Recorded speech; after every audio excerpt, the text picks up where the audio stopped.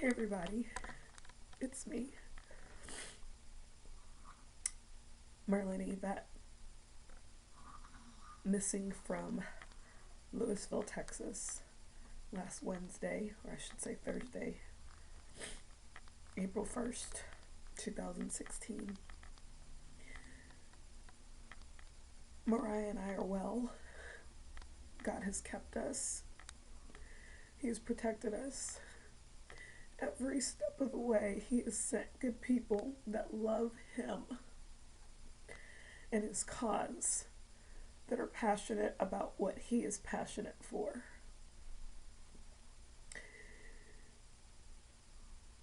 I didn't know I would leave.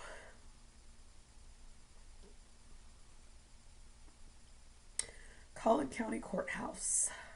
Mallory Maddox, you got my voicemail trying to take care of the warrant that you all issued for me and the writ that you issued for my baby girl Mariah, yet you didn't respond. Friends, family, my pastor, they helped to make sure I had the money to post that $383 failure to appear warrant that you all issued while I was sitting in Medical Center of McKinney 10 minutes from the courthouse on the way to the show cause hearing. And you all knew it because I was talking with McKinney PD officers transported by McKinney ambulance to be with my son Jeremiah, who totaled his car going with his mother and his brothers and his baby sister to appear in court with her, and you all cared not to call the hospital and verify. You cared not to respond to my request for a new hearing. You cared not to consider that, again, your county was asking Marlena Yvette to be in two places at one time for two children. My son Jeremiah McDaniels, who's both of his airbags deployed and was in pain, and was also dealing with the fact that he just totaled his car. And also be in court to show cause as to why no, Mariah has not gone back since being returned by her father, Curry Johnson, on February 24th, 2016, for your illegal void makeup visits, where she was strapped into the grandmother's car, who, unlike sweet Liliana's grandparents, who, unlike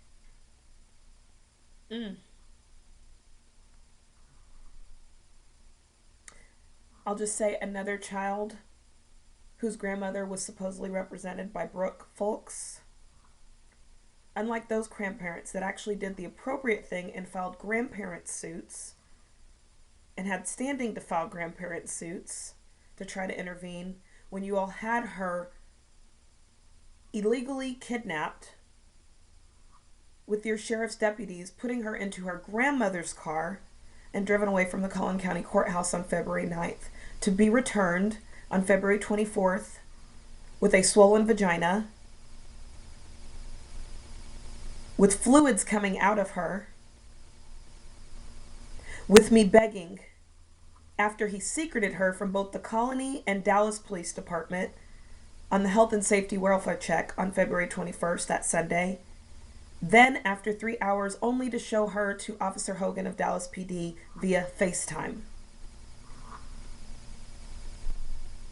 Yes, I was coming to show cause as to why during that period she was secreted. God allowed me to find the before medical report that said she did not have a swollen vagina, she did not have fluids coming out of her, she did not have the massive diaper dermatitis, or I don't know, Children's Hospital says most dangerous staph infection that I was not called and contacted to treat with antibiotics or penicillin. Yes, I was coming to show cause of all the pictures, all the audios, all the medical record evidence, the before report from Inwood Village Pediatrics, the after report from Children's Medical Center that contradicts itself, that says that the vaginal swab of the fluid coming out of my 23-month-old baby girl actually came from a wound, which they are very different cultures. Yes, I was coming to show cause, and you cared not, just like you cared not from February 22nd to March 2nd of 2016, to allow my temporary restraining order to be filed in the Collin County Courthouse. Yes, you all cared not, Christopher Lee, bailiff of the 470th District Clerk, who says that you have daughters or that you have children. You cared not when I came and I humbly cried out to you just for the right to be heard. You cared not to have my case heard.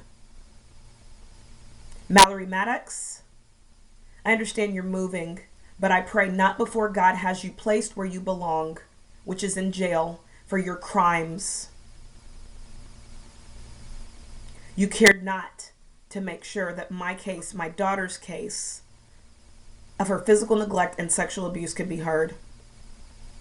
Cindy Watson, Zonia Manjarez, Stephen Janway, supervisors of the Collin County District Clerk's Office, you cared not to perform your functions as officers of the court and allowing me, as an indigent determined pro se litigant, to again simply file my temporary restraining order and have my constitutional right to be heard and my Texas Penal Code duty to protect my child, my Texas Child Protective Services duty to protect my child and not be found in neglectful supervision, my Texas Family Code duty to protect my child. You all failed in corruption and collusion to allow those hearings to be heard and to be held before Judge Emily Miskell of the 470th District Court of Collin County, Texas. You signed those final orders, void orders, into effect, with me still as the custodial parent, as the primary right to establish residence. You signed orders for a child under the age of 3 to be unsupervised with his 2-time Collin County DWI convicted, 2-time Denton County drug convicted, still drug dealing father, felon of evading arrest, failure to identify as a fugitive from justice, aggravated robbery for hitting someone with his car, per his brother, after stealing gas, someone who has no respect and no regard for the law whatsoever, who lied to the Colony Police Department, and yes, I have that police report, who then secreted her from Dallas Police Department only to show her via FaceTime for a health and safety welfare check, which I and others have never been advised that that's how police conduct health and safety welfare checks. Judge Emily Miskell and your court reporter Tanner Feast, you all refused, against all of my objections on the record, Tanner Feast, to stop as I was talking from even recording everything I was stating on the record. You all refused to allow that hearing to be held, for the temporary restraining order to simply present evidence, and yes, give Kenneth Harder of Carrollton, Texas, murder and kidnapping conspirator attorney of Corrie Obafemi Johnson of the Colony, Texas. You refused to give me that opportunity to be heard. And now in the wake of Christine Wu's unexplained death, with her and her 3 children sitting in a parking lot, unnoticed for 3 days, a 1, 3, and 5-year-old that wasn't at the windows, that wasn't screaming and crying out, that wasn't noticed, in the wake of her death, in the wake of precious little Liliana's death, whom grandparents were fighting for, to tell you not corrupt judicial and child protective service systems, to allow to go back with her drug convicted, felon convicted, abusing mother, and now have to stand up and share the story. I want to thank Jennifer Wynn of Kansas for your fight and for your video, because without your crying out here about an hour ago, asking that somebody do something, I don't know that I would have gotten to the point to finally make this video and do what I'm doing right now. There must be justice for our children. There must be justice now. Truth Judge Jesus is stepping into this courtroom, and he's about to render his verdict, leading me every step of the way, leading and using others every step of the way. Your time is up. Voluntary repentance or involuntary sentence. Justice will be served. The truth will be heard. So everyone knows that I'm alive and well.